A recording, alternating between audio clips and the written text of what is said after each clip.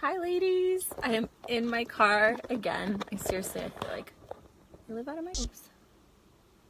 Ooh, I didn't end it. Okay. So, welcome to day 4. Today is Thursday, and we will be talking about relationships. So, just a quick recap. We had Monday, we focused on evening routine, sexuality, and today we are talking about relationships. Hi. Hi, love. I look really fluffy. Woo! Woo! It is not spring here. We got snowed in yesterday, and today is sunny, so sun makes me happy. Yeah. All good. So, was just doing a quick recap, and yes. You're breaking up a little bit. Yeah, so are you. Hi. Hi. Huh, weird. Maybe it's my area.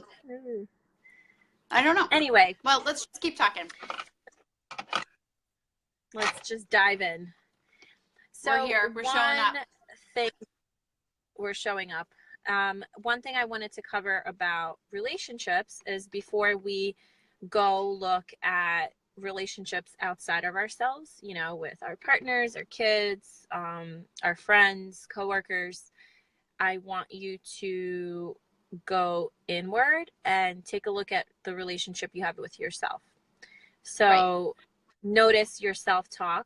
You know, what are some things that you tell yourself repeatedly, and you might not even realize that you're doing it if you've never shed light on that part of yourself, you know. But I know for myself, and I think many women in this world, you know, I used to have a lot of negative self-talk about my body, so body image, about my looks, about, you know, where I'm going with in life, you know, maybe what you deserve for in a relationship. Right, what I deserve. I mean, it's the self-talk in that sense, and it could be just the belief system, right? So it doesn't have to be like, oh, well, I don't hear myself saying anything about myself. It's, you know, your reality represents your belief system. So if you see that there's something not working in a particular part of your life, it's most likely stuff that we have to work, you know, internally. And Maya and I are constantly working through this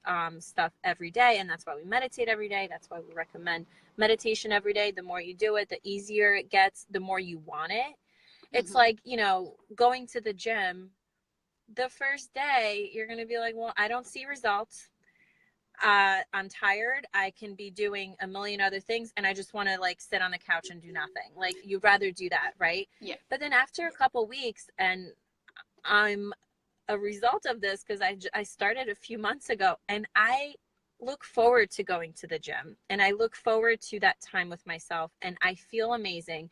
I've seen the end result of me, you know, having a certain body, and like, you know, I'm going towards that. So that was my, you know, I was able to turn my negative self-talk into something inspirational and motivational for my life.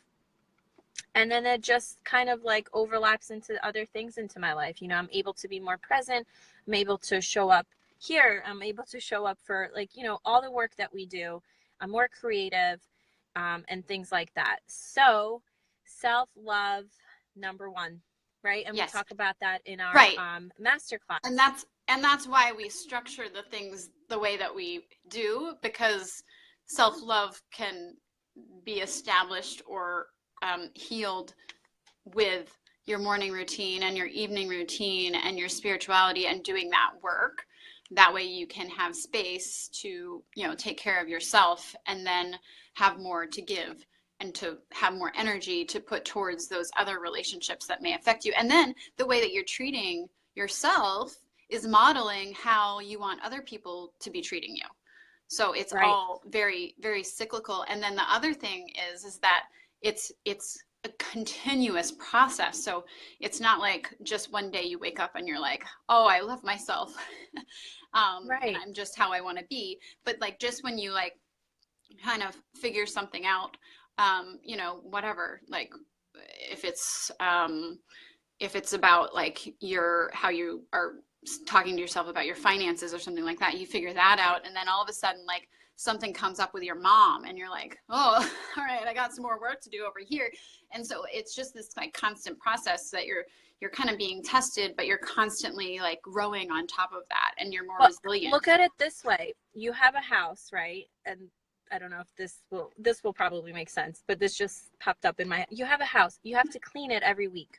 If you clean it once, it's not like it's going to be clean forever. Same with your process, your inner work yourself. And you have to, you have to put that time in.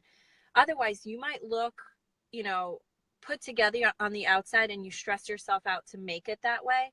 But then on the inside, you're a mess, and it should be reversed, like you should feel really good on the inside, and look at us. Sometimes, like, I don't put on makeup some days and I show up here, but I feel good.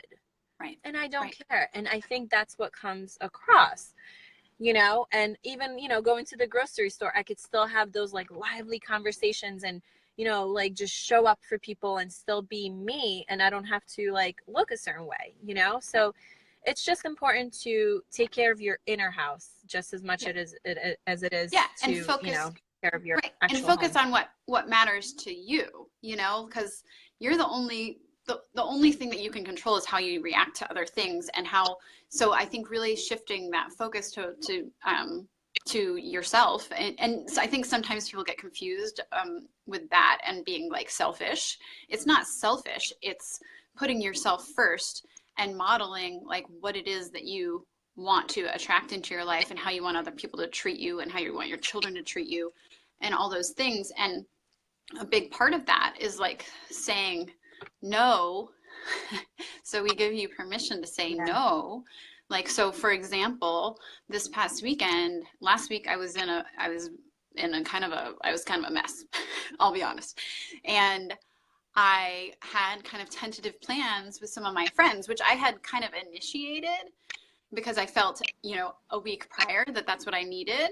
But then once it came to a week ago, I was like, you know what? I just need to do nothing. And have like no structure and just like not do anything.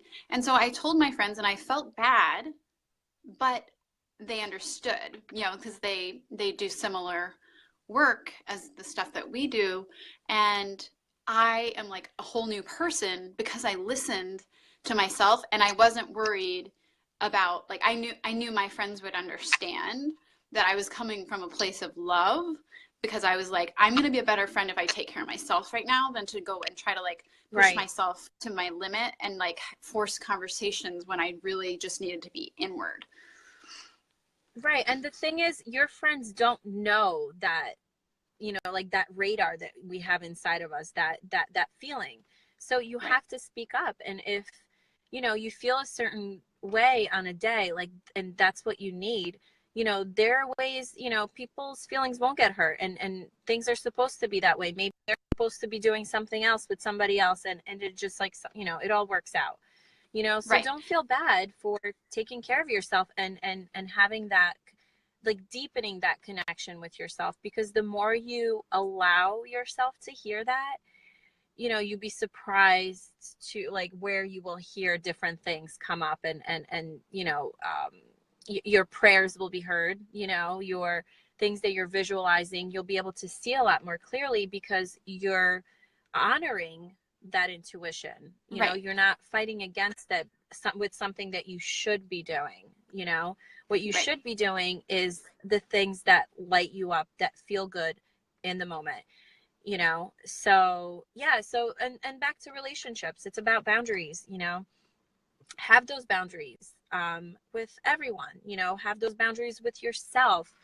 And boundaries I think, go to, sorry.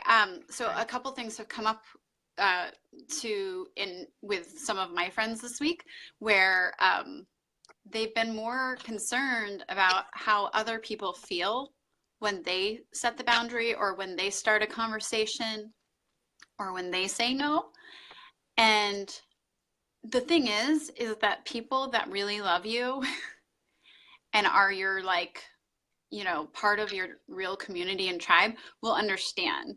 And maybe they won't understand right away, but they'll get it if you can just be clear about why. But also remember that no is a full sentence. You can just say no, and you don't have to, like, you know, you are in control.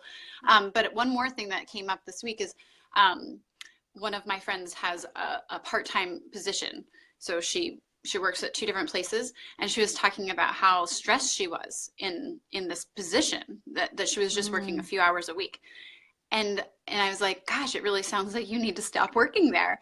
And she said, yeah, but I'm worried about disappointing other people. And I was like, that is not the place, you know, like it'd be one thing if like that was her full-time job and that was what was, you know, feeding the family, but like that wasn't the situation. And it was like, no, you have to do what you need to do, because you just like not being, because she was completely not being appreciated with all the work that she was doing in a very efficient amount of time. And so it was just like really clear to me, but it's that inner work that needs to be done where like, no, you got to really take a step back. And obviously, like, if you can't just like quit your job without having something else lined up, if that's what's putting food on the table. But in her situation, it was like, go get out of there and like work a little bit more at the other job. So, it's just not being so worried about whatever society or people that don't really matter in your life. Absolutely. So, and this is a large portion of what we talk about in our courses as well, and within our breakthrough calls that we have and that we schedule with you moms. And it's a very important topic to talk about, and a lot of times you can't talk about it with your partner or your mom or your parent, whoever, and you need a safe space to talk about it. Most people don't have therapists or health coaches, and so we will be repeating this information over and over until you realize how important it is to focus on these topics. Right. I mean, it's stuff that we have to remind ourselves of. Yeah. And it's a reminder for me. And, I'm doing our course over and over, and it's like redefining who I am. And each time there will be something else that pops up for me, and I will say, okay, like now I have the capacity to focus on, saying yes to me, let's say, or whatever it is. And, maybe reaching out to an old friend, maybe writing a letter. I mean, there's so many beautiful ways you can deepen relationships, just sending them gratitude.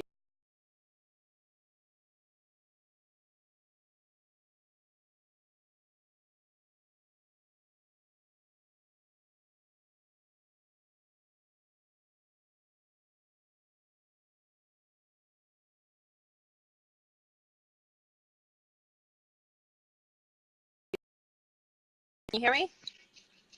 Now I can.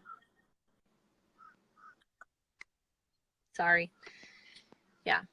Wi-Fi or whatever, wherever I am. It's anyway, so send a gratitude text or email or message to 3 people today. You can go in detail about why you're thankful, or just, put lists of things that you love about them. Right. So I think that'll be fun. I'll do it. All right. Me too. Awesome. All right. And then so we'd love to hear tomorrow. Your take on relationships and boundaries today. So tell us about it in the comments if you have any questions about methods that we might recommend to help with that, because I know it's a big struggle. I know it can be hard if you haven't done that, and you have the realization that your boundaries are being crossed a lot. It can be a tough realization. So we get that, and we're here to support you. So if you have any questions, just let us know, and share with us your kind of relationship boundary goal today. Definitely. All right. Thank you, ladies. Have a beautiful day, and love yourself. Right, love yourself to happiness. Yes. Bye. Bye. Mwah.